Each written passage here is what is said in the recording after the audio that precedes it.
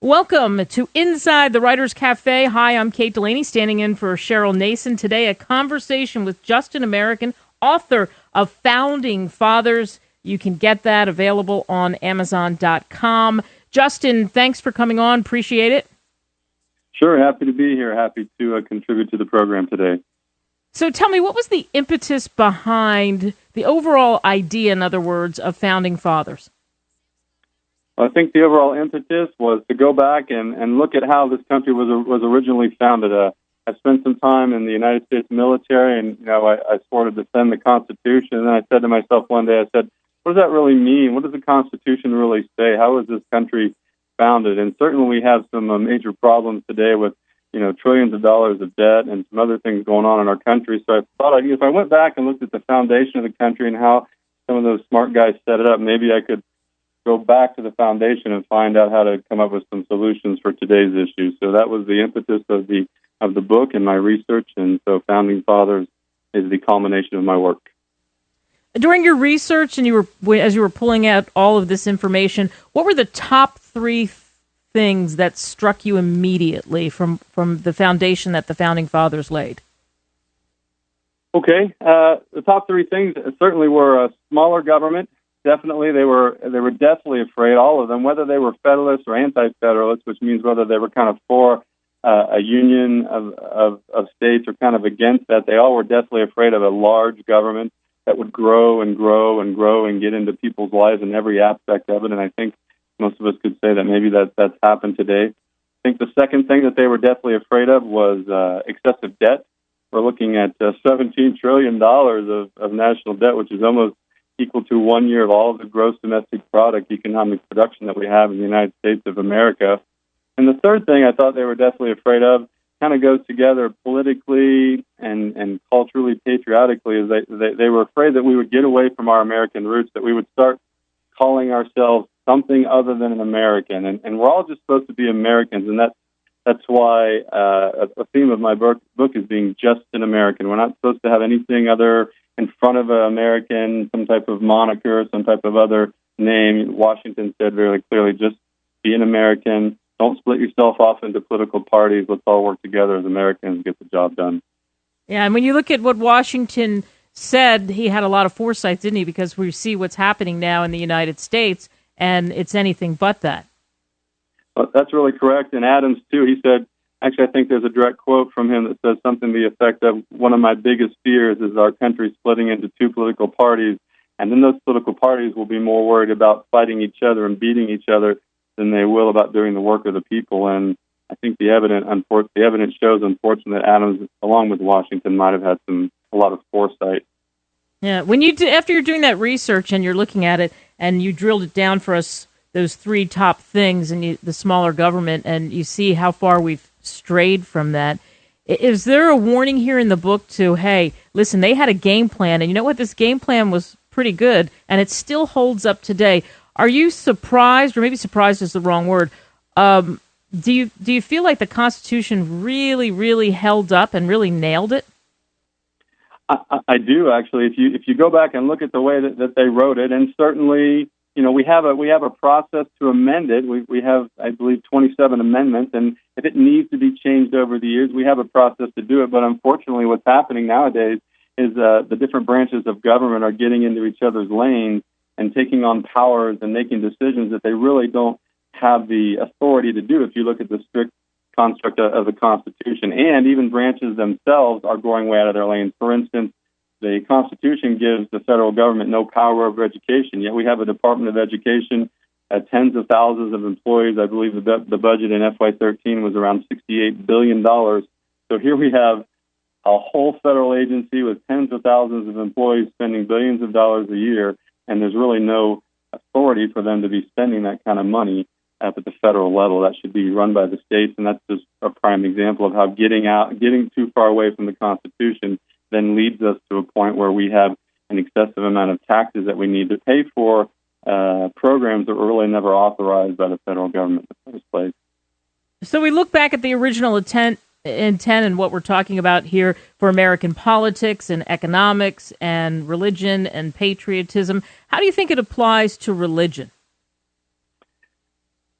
Okay, so for religion, we certainly have a Judeo-Christian ethic upon which this country was founded. But that does not mean that to be an American, you have to be of any religion. You can be a Muslim, you can be a Hindu, you can be Jewish, you can be Christian, you can be an atheist. There's actually a quote in the book, I believe it's Adams, who says, "And we should never harm the hair of an atheist." But to be an American, though, you have to buy into that Judeo-Christian ethic that this country was founded upon, or really upon which Western culture was founded, which is a combination of kind of Greek philosophy, Roman culture, combined with kind of the Judeo-Christian ethic morals that come out of the Bible. As a matter of fact, Adams said, if you look at, I believe at the beginning of the chapter on religion, he says the Ten Commandments and the Sermon on the Mount, which is a 3-chapter excerpt out of the Bible, is his religion. So it's a Judeo-Christian ethic. You don't have to be Christian, but you still have to buy into that kind of Judeo-Christian ethic upon which our foundation of our country was founded, our Constitution, our Declaration of Independence. Yeah, and you know it's interesting. You look at that and you look at the word American, and do you feel like as you were pouring through your research, they really knew something? Because after all, the founding fathers had been through that. They had been through the war and everything else that they went through to try to put together the foundation for the best government possible. And I said this at the top, but I want to reiterate this and get your thoughts on it. Do you feel like this document isn't just, especially after getting so close to it, is an incredible document, and what the foundation is and what they laid really, really still holds up? It certainly does. I mean, you take the Constitution, but then you take one step back and we hold these truths to be self-evident, that all men are created equal, that they are endowed by the Creator with certain inalienable rights, among them life, liberty, and the pursuit of happiness. Listen to that. We hold these truths to be self-evident, that all men are created equal, endowed by their Creator with certain inalienable rights, life, liberty, and the pursuit of happiness. That's the foundation right there. The Creator gives us natural rights. These natural rights translate into freedoms and liberties, which are then put into the Constitution and the Bill of Rights so that we can actually live according to how the founders thought the Creator created those natural laws and created human beings to live in. So they took, and remember, a lot of them were very smart guys, Jefferson and Madison and Hamilton, very highly educated men. Madison and people like Adams could read original Greek and original Hebrew and original French, and they would read Montesquieu and the Spirit of the Laws. And so these just weren't, farmer guys, although I love farmers, I love food, and they work hard, but these were really smart men who took the time to look through history, to look through all the ancient philosophy, and come up with what they thought was the best plan. And you know what? In the last 230 so years, we've only had to amend it about 27 times. So I think they did a pretty good job. Can you imagine that they would be, as you said, they're super intelligent guys, that they would be sitting there arguing painfully, going through every single moment that as they put things together, in other words, breaking it all down and treating this like a precious young child almost, because this really, they were giving birth to a nation, right? Oh, they certainly did. And as they came out of the Constitution, the story goes, the legend goes, that Benjamin Franklin walked out of the last meeting of the members that went to the Constitutional Convention, and someone said to him, "Sir, what do we have? What kind of country do we have?" And he said, "You have a republic if you can keep it." And that just shows the depth of feeling that he had for it. They sat in there, they fought a battle within that room, a spiritual and an emotional battle to get it right, to make sure that they went back to the founding principles of the nation, back to the Declaration of Independence, back to the natural laws that have been talked about by Locke and those kind of people. And now it's up to us, the posterity of Franklin and Hamilton and Jefferson and Washington, to keep it. And I'm really concerned, unfortunately, that we're not doing a good job of living up to keeping the republic that they gave us. How far have we strayed from the politics that they hoped would be American politics? Well, like I said before, there's a quote in the book where Adams says one of his greatest fears of how he saw politics going in America was that there would be two parties that would be opposing each other, and they would just be bitter and hateful towards each other, and they would be more worried about beating their opponents than they would about doing the business of the nation. And when we look at things like, members of Congress and senators holding up bills and holding up laws from getting voted upon because that particular leader doesn't agree with what a particular law says. I mean, if a law is put forward or a proposition is put forward, then the bodies, the House and the Senate, should be allowed to vote and let the chips fall where they may. But we should not have political parties fighting each other, and we should not have one or two people within the Senate or the House that have the ability to stop a law from going forward or not going forward in that matter. But if we can't even get votes on laws that we need to make our country better, that's a horrible, it's just a horrible way of doing business. And I think all the founding fathers would have been adamantly opposed to such methods. Do you think it would help if we in schools especially paid closer attention to the documents that you reviewed? If kids went over the Constitution a little bit more, sometimes in the history classes, or did the trip to Philadelphia to Washington and paid attention to the Declaration of Independence, because then in a sense they'd be married to what the original plan was, or at least have a better idea of it? I haven't been in those kind of schools in a while. Unfortunately, my son just did come out of a school, and I know his school taught him those kind of things. I do wonder about what is being taught there. I don't find many teenagers and adolescents or even young adults that really that could quote the preamble to the Declaration of Independence, or that I had to memorize when I was in junior high school, that could quote the preamble to the Constitution or even talk about what it says. I'm not thinking a lot of those things are taught. Maybe in some schools they are, and I'm sure there are some parts of the country where those are very important. But I think in general, when you look at the common knowledge of the adolescents and the young Americans that we have out there, I don't think a majority of them are getting the civic education that Washington actually said would be absolutely necessary for us to have a successful republic. Because you can have all the good laws in place that you want, but if you don't have civically minded people, meaning educated in the civics and the politics and the government of their country, along with a strong moral compass, which comes from our Judeo-Christian values, whatever kind of constitution laws you have in place, your country will fail without civic responsibility and a moral compass to guide you. Well said. In the research, in investigating and looking around and poking around and finding out more about the founding fathers themselves, did you get close to one? Do you have a favorite founding father? I hate to be cliche, I guess, but it's got to be Washington. The darkest days of the Revolutionary War. Here's a guy that was totally outnumbered, totally outmanned, totally outgunned, losing battles left and right. He'd win a battle here and there, but generally, lost. The only hope he had was to get some outside intervention. He hung on for 7 years. I mean, think about that. The war started in I guess Washington joined it in 76. It finally ended in 82. So doing the math there, it's about maybe 6.5 years. That's longer than World War II lasted. That's longer than the Civil War lasted. And he held on through all that, through the winters in Valley Forge, through the mass desertions that he had, through the enlistments that were up, and he had to beg his men to stay, even though they weren't going to get paid. And finally, it all came together.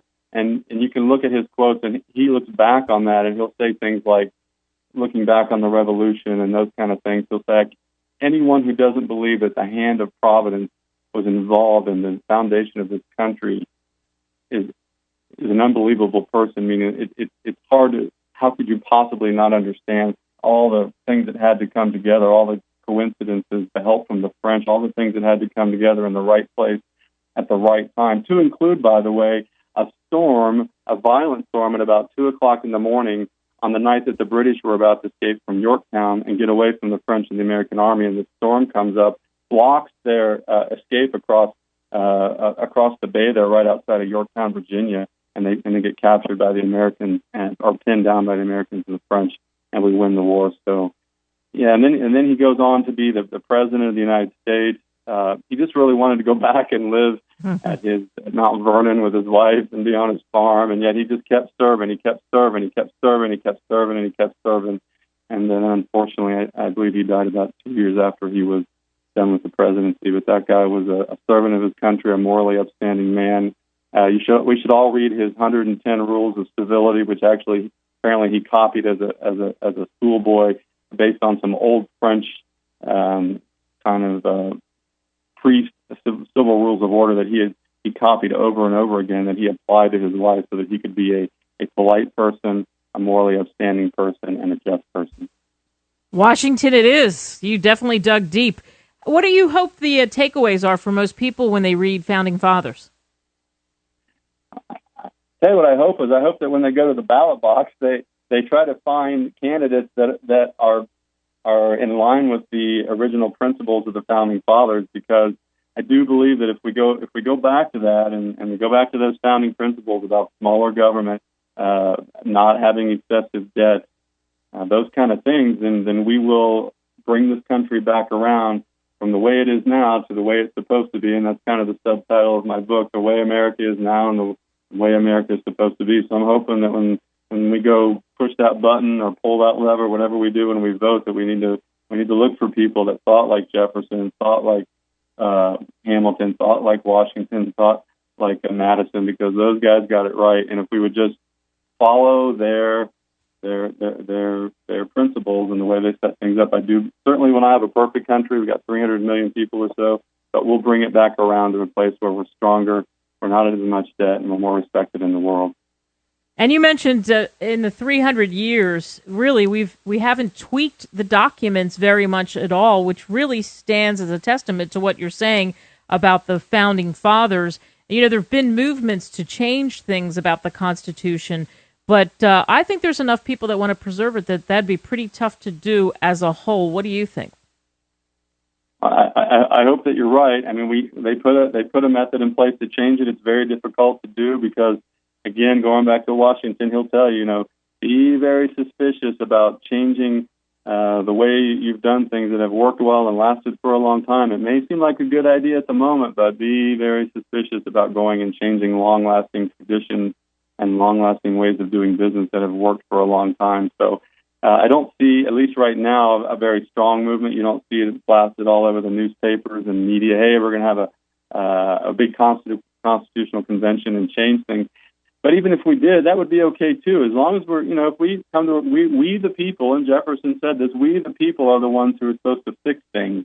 And if we the people believe that we need a constitutional convention and we run that convention the way the Constitution says and we make changes to our Constitution, that's fine too. But let's not have different branches of government usurping each other's powers because they believe it's what they want to do is the right thing to do. And even though branch A should do it, well, I'm in branch B, and so I'm going to go ahead and do that. And again, was a big warning from Washington. Don't start that, because once you go down that road, it's hard to turn around and go back, and it will lead to bad things. After doing this book and finding out some wonderful things, is there going to be a part 2?